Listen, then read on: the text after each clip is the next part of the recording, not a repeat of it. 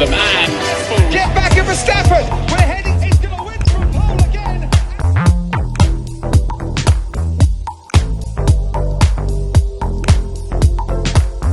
Hi guys, this is Ferrari Fanboy and today I'm going to go over the 2022 Formula 1 season of the Scuderia Ferrari.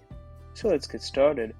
2022 brought a massive change to the regulations of the new car, which will last until 2026.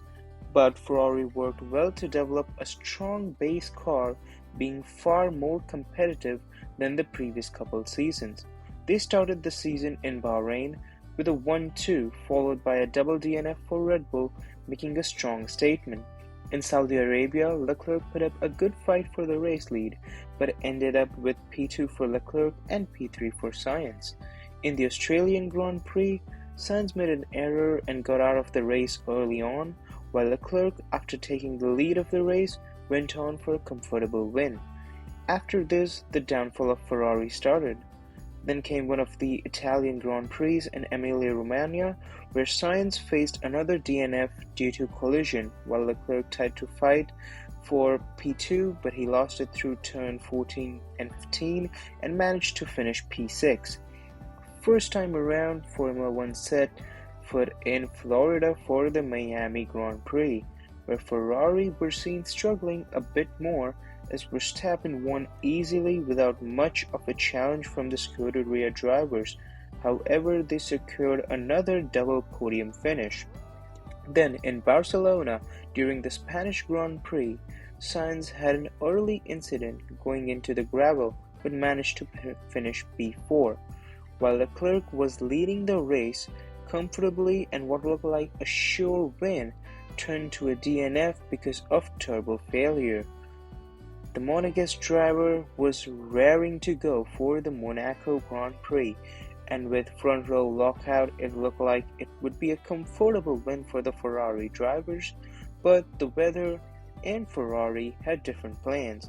The weather delayed the race and caused an extra thing to look out for the race engineers, because of which Ferrari and especially Charles Leclerc went from leading the race to P4 as they double pit their drivers, and Sainz finished the race P2. After experiencing the streets of Monaco, the drivers were to experience the streets of Baku. The Spaniard driver faced a hydraulics issue and had to retire from the race, after which Leclerc's power unit failed to keep him in the lead and led to a double retirement for the Scuderia. This was a big blow for Ferrari, especially in the Constructors' Championship. In Montreal, Leclerc faced a full grid penalty because he equipped new control electronics after suffering engine failure in Azerbaijan. Sainz secured P2 for the race, closing in on Verstappen to challenge him for the lead but just ran out of laps, while Leclerc had an amazing comeback from P15 to P5. Then came the British Grand Prix, where Sainz surprised everyone by taking his first Formula 1 pole position and taking the win during the race, followed by Leclerc getting robbed of the win as the Scuderia did not pit Leclerc, who was on hard tires during a full-on safety car. With only 10 laps remaining, it did lead to amazing action for P2, however Leclerc finished P4. This also marked as one of the strategic loss for Scuderia Ferrari, as it could have been a potential 1-2. The next was Austrian Grand Prix, where Leclerc fought amazingly for the lead of the race against Verstappen, who was clearly struggling with high degradation of tires.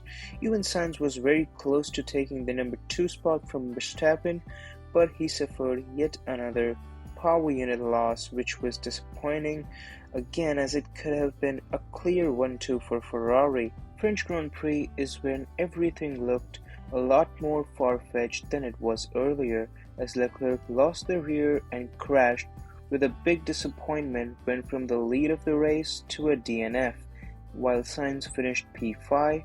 After this race, it sunk in that the championship realistically went away from Ferrari's hands. Then came the Hungarian Grand Prix, yet another disappointment in terms of the car's competitiveness and over the strategy to put hard tires on Leclerc's car, which led to a P6 result for Leclerc and P4 for Sainz. After the summer break, the F1 season resumed in Belgium at Spa. Red Bull were very strong with race pace, Sainz grabbing pole but did not have enough race pace and finished P3, while Leclerc starting from P15, frustrated with brake duct issues, had to pit early on in the race, but he managed to finish P6. Next came Max's home Grand Prix, the Dutch Grand Prix, where Leclerc managed to finish on the podium at P3. However, everything that could go wrong went wrong for Sainz. He overtook Alonso during a yellow flag. Ferrari did not have the tires ready during his first pit stop, and he suffered a 5-second time penalty for unsafe release, dropping back to a P8 finish. Then came the Italian Grand Prix at Monza. This was a very special one for Ferrari. With a VSC early in the race, Leclerc was called to pit while the lead was lost to Verstappen, giving him no real benefits but losing the lead of the race. After that, Leclerc gave it all to get the lead of the race, but Max was too strong for him to beat. Alas, Leclerc finished P2 while Sainz finished P4 for the Italian Grand Prix. The streets of Singapore was the next step. With a dry wet race, things got really interesting. While Perez was leading the race, Leclerc used too much of his tires to get past him, but the Mexican Minister of Defense did not back off. Even with a 5-second time penalty applied to Perez, he managed to win the race with a 2.5-second lead after applying the penalty. Hats off for Perez's masterclass in Singapore. The next was the Japanese Grand Prix. This was a scary one to even watch. I can't even imagine what the drivers went through, as it was a full-on wet race in which Sainz had a big moment and got out of the race early on, while Leclerc did finish P2, but a 5-second time penalty gave the spot to Perez and the Drivers' Championship title to Verstappen, but the confusion was quite funny to watch. Once again, Formula One set foot in the United States, this time in Texas. Sainz started from pole, but did not even last out of turn 1 in the race as George took him out. Leclerc managed to finish P3 in the race. Going a little south, F1 was ready for the Mexican Grand Prix, where Ferrari just did not have any pace with the package they brought due to low air density in the high altitudes of Mexico. With a P5, P6, it was yet another disappointing weekend in Sao Paulo for the Brazilian Grand Prix. Wrong tire choice in Q3 potentially cost Leclerc a higher position in the start of the race. However, he drove brilliantly to finish P4 from P10, while Sainz took P3 and Russell had his maiden F1 win.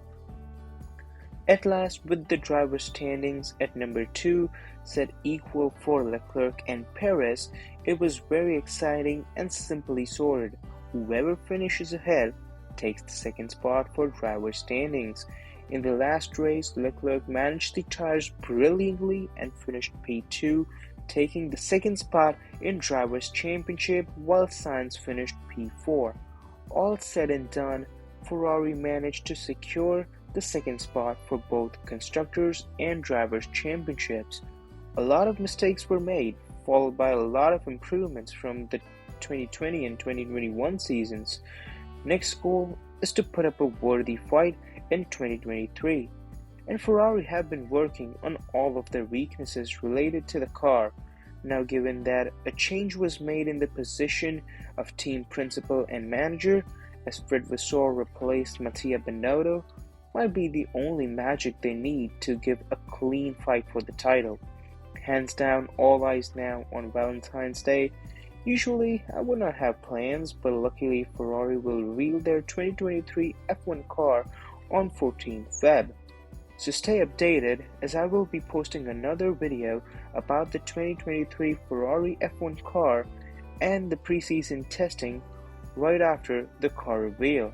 So that's it for now. Grazie per aver guardato. Ciao ragazzi.